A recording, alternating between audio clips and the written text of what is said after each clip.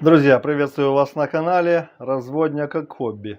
Сегодня будет видео, скажем так, мы создадим такую рубрику «Ответы на вопросы подписчиков». И сегодня у нас будет первое видео из этой рубрики, и мы ответим, вернее я вам отвечу на 10 наиболее часто встречающихся вопросов по поводу наших рыбок. Возможно, кому-то ответы на эти вопросы помогут в дальнейшем в разведении и содержании аквариумных рыбок.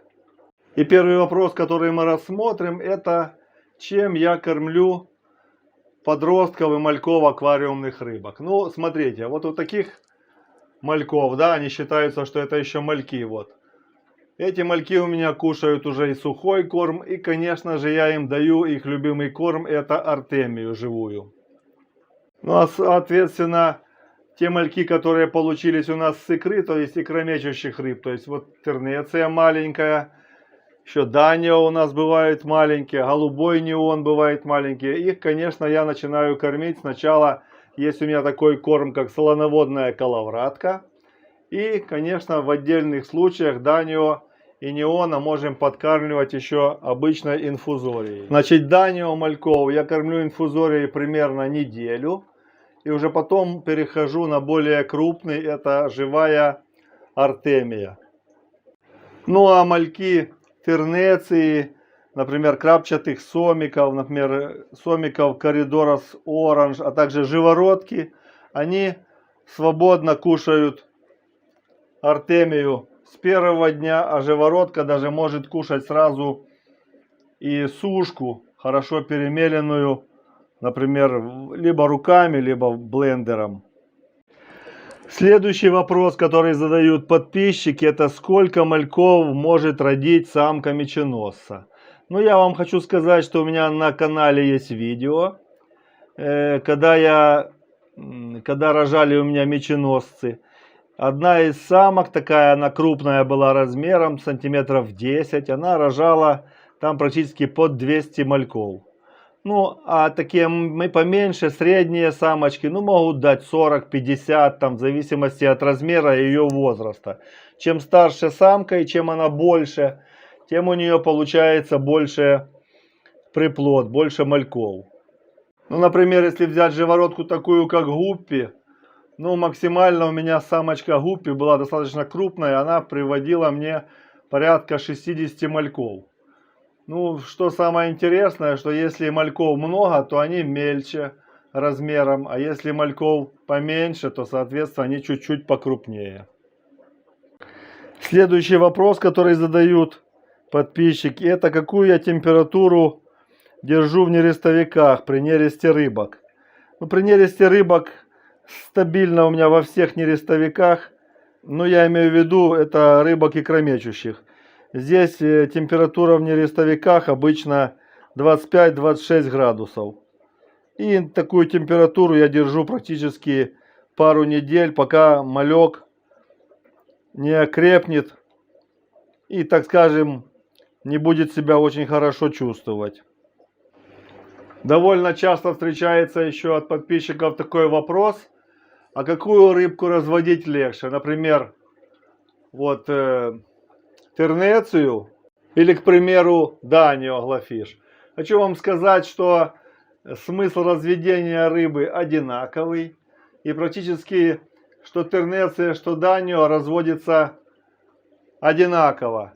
Отличие лишь в том, что личинка у данио развивается в икринке, вернее, сама икринка до личинки развивается примерно 3 суток.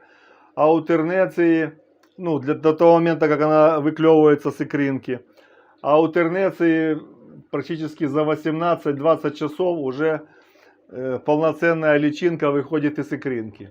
Ну и, соответственно, кормление. Кормление тернеция малек, когда начинает плавать, он сразу берет артемию живую, ну, понятно, только которая выклюнулась, то есть самую мелкую.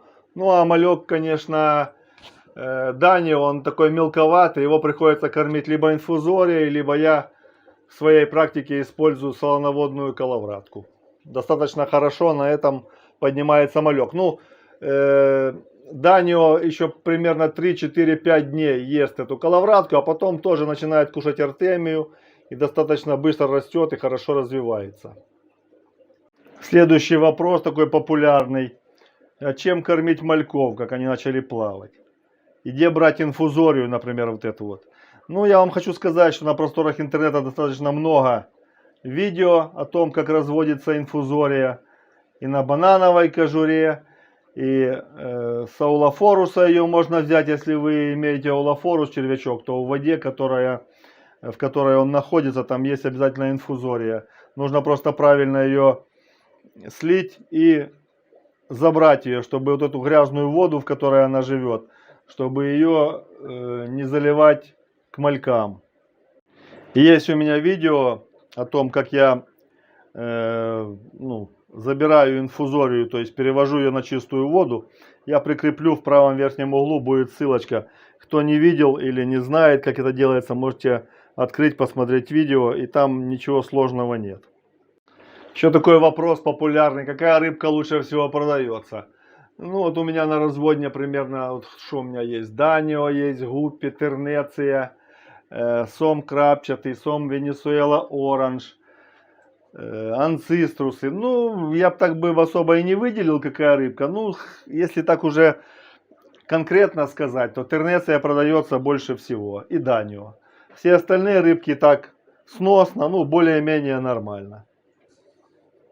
Следующий популярный вопрос, который задается.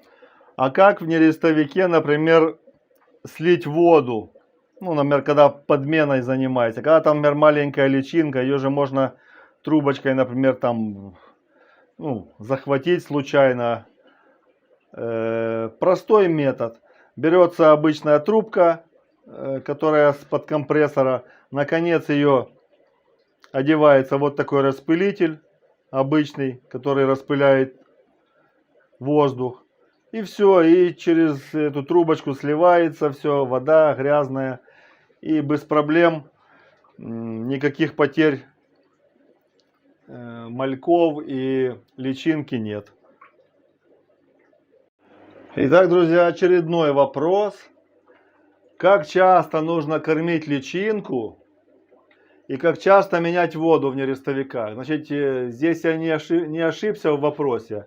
Действительно спрашивают, как кормить личинку. Значит, хочу вам сказать, что личинка не кормится. Личинка, она сама развивается, у нее есть желточный мешок, такой так называемый мешочек с питательными веществами, которых хватает на время развития личинки до того момента, пока она не поплывет, то есть она пока не превратится в малька. То есть как только личинка начала находиться в толще воды, мы видим, она приняла горизонтальное положение, это говорит о том, что это уже не личинка, а малек. И уже с этого момента можно начинать ее кормить. Ну, как вы знаете, кормим мы живой пылью, артемией, инфузорией, коловраткой, что у кого есть. И тогда этот малек хорошо развивается, быстренько растет и будет радовать вас своим поведением и своим ростом. Еще хочу сказать, что если вы после того, как прошел нерест, появилась личинка, поставили запущенный аэрлифтный фильтр. Что значит запущенный? Это фильтр, на котором есть, на его мочалке находятся бактерии, которые будут вам очищать воду в нерестовике. То в принципе подмену воды можно сделать и через 5 или через 6 дней после того, как прошел нерест. Можно даже и позже. Я, например, делаю уже подмену воды тогда, когда рыбка начала хорошо кушать, то есть уже на дне начали появляться отходы ее жизнедеятельности. До этого момента водичка идеально чистая, фильтра всегда справляются, и нет смысла и нет необходимости делать подмену воды в нерестовике. И еще один вопрос рассмотрим, 10-й вопрос в этом видео. Это возможно ли заражение рыбы живым кормом? Да, друзья, соответственно, если вы покупаете, например, корм где-то у непонятного какого-то производителя, либо, возможно, вы его берете прямо в естественной среде, например, ту же дафнию, того же мотыля. Да, возможно заражение рыбки, рыбка может болеть и даже пропасть. Но если вы, например, берете, вот как у меня, сейчас я вам покажу. Вот смотрите, у меня вот есть аулофорус. Оп, моргает чуть-чуть, сейчас, подождите. Вот аулофорус, я его развожу сам, то есть весь корм для аулофоруса, все здесь чисто производится на месте. Здесь заражения рыбки практически у меня нет. То есть у меня как бы рыба не болеет, нету каких-то грибковых заразных заболеваний, она свободно кушает этот корм, мальков я всегда им кормлю, нет никаких проблем. То есть самое главное, чтобы корм, который вы берете, особенно живой, он был у проверенных людей, у кого вы берете. Если вы берете с природы, то возможность заражения и возможность попадания каких-то заболеваний из внешней среды, конечно же, может быть. Ну, на этом мы заканчиваем. Если вам понравилось это видео и вы хотите, чтобы и дальше были такие у нас рубрика такая ответов на вопросы, ставьте лайки, поддержите этот канал подпиской, кто не подписался. И до встречи в следующих видео. Пока-пока.